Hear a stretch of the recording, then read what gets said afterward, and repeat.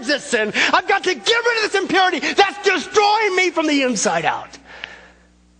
Why? Because Jesus says, I am he, church, who searches your heart individually, your individual mind. I'm going to repay you according to what your deeds deserve. Yes, sir. But maybe that's you here today.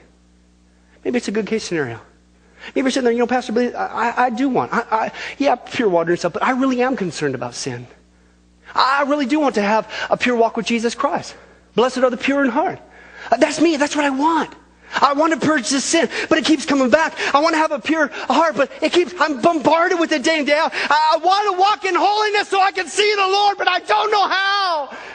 The very fact that you're actually saying that is a good indicator you're probably a true born-again Christian, because it should bother you. You should want to be holy as he is holy. If you're not asking that question and you're just waiting for this to get over with, that's not a good sign. And God is so gracious to us, church. I only have time for 3 real quick. But he doesn't just say, be holy. He doesn't just leave us hanging high and dry. He could, hello, he's God. He tells us how to practically walk in holiness so that sin will stay purged and you have a beautiful walk with him. Isn't he merciful? And here's the first way. He says, you want to walk in holiness, church? Yes, that's what I've been waiting to hear. I've never heard from Tyre, and they headed for destruction. Oh, but blessed be the lips of those who cry out for a pure heart with God. He says, here's the first thing you need to do, Christian. You need to stay sharp. You want to walk in holiness? Piece of cake. I'm not going to leave you hanging high and dry. You just need to stay sharp. Jesus said, Matthew 26, verse 40 through 41, then he, Jesus, returned to the disciples and found, that's the New Testament Greek word for sleep. Thank you. Okay, he found them asleep. And he said to Peter, couldn't you stay awake and watch with me even 1 hour? Come on! Keep alert! Pray! Why? Otherwise, temptation will overpower you. Here's your problem. The spirit's willing enough, but your body's weak.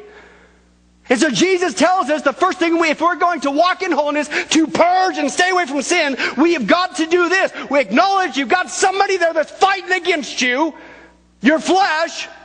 And 2, you've got to pay attention. You've got to stay sharp. You've got to keep alert. You need to pray. Why? Because unless you do, Christian, temptation, sin's going to overpower you. It's going to eat you alive. It's going to come in like a flood. And that's why I keep saying we've got to wake up every day with a battlefield mentality. We are in a war, Christian, not some stupid cakewalk. And we have to have a warrior's mentality. We've got to get our game face on. We've got to pray. We've got to be on the lookout of sin. We've got to stay away from anything that would distract us from seeking God. Why? Because we've got a flesh nature who's working against us, and a wicked world and a wicked enemy. Stay alert. Pray. Stay focused. We shared before, it's the jungle analogy. You're in Vietnam going through the jungles. You got snipers all around you. They're trying to kill you. What's your attitude? Not stay awake? Not stay alert? Do you take a nap? This looks like a great place. You goofing around. Hey, do you have a voice joke? Dude, can I borrow your iPod? If somebody did that in the jungles, what would happen to them? Bang! You're dead. Jesus said, don't do that. Because temptation will overpower you. You will be dead meat. You've got to stay totally focused, Christian. You're in a jungle. You're in a spiritual war. You've got to stay alert. You've got to be focused on Jesus. You've got to do anything you can to walk tightly with him and not get off the path, or you are dead meat. Why? Because there is, whether you want to admit it or not, whether you want to believe it or not, whether you want to see it or not, somebody is out there, Christian, working against you. 3 different enemies.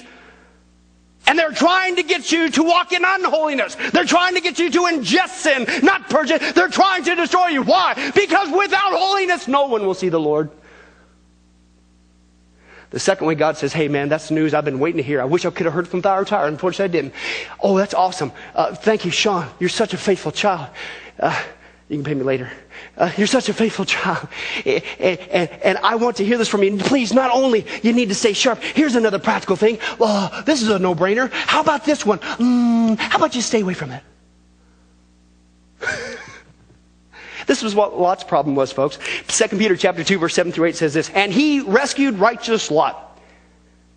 Why? What happened to the guy? What was the problem? He was greatly worn out, man. He was distressed by the wanton ways of the ungodly and lawlessness. Why? Because that man, Lot, was living there among them, listen, tortured by his righteous soul every single day. By what? Listen, by what he saw and by what he heard of their unlawful and wicked deeds. Can I translate that for you today? Television and music. What he saw, what he heard. He what? He tortured himself. Self-torture. I tell people this all the time.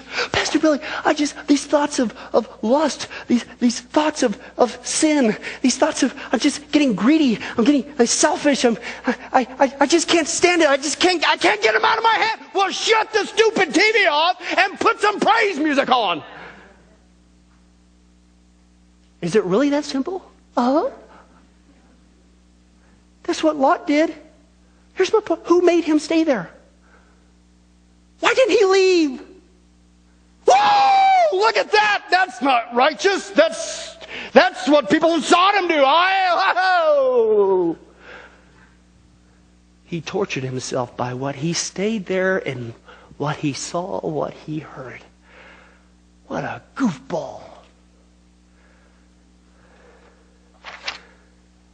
We wouldn't do that, would we? We do the same thing. Just stay away. Stay away.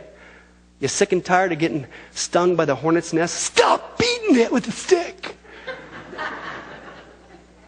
That's old Kansas theology.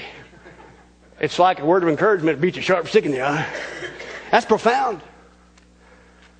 You're sick and tired of being burned by temptation? Stop burning yourself with it. Get rid of it. Don't just stay sharp. Get away from it. Stay away.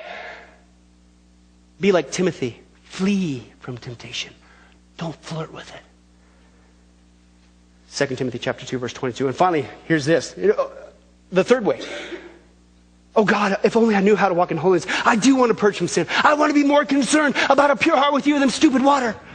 Oh, I've been waiting, Joan, all day to hear those words from my children. Here's another one in case the first two doesn't work for you. How about doing this once in a while? How about some spring cleaning? That's good stuff. Now, men, you just have to ride with me on that. You know, we don't usually get into that. But Hebrews chapter 1, that's our text. What was going on with that? That's spring cleaning. Hebrews chapter 1, verse 1, or 12, verse 1. Therefore, since we're surrounded by such a huge cloud of witnesses to the life of faith, let us strip off every, not some, not just most of them, every weight that what? Slows us down. Especially the sin that so easily entangles or hinders our progress. And let's run with endurance the race that God set before us.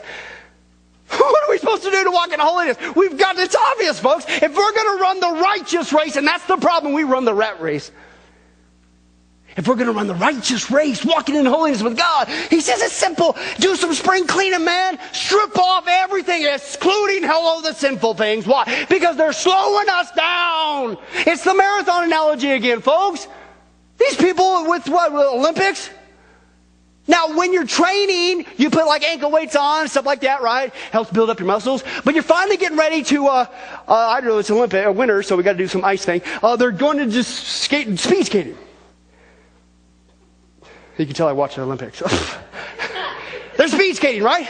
They've been training for, 4 years? This is their bigger opportunity. They've been working out, training. What if they showed up at the starting line and they still had 40-pound ankle weights on?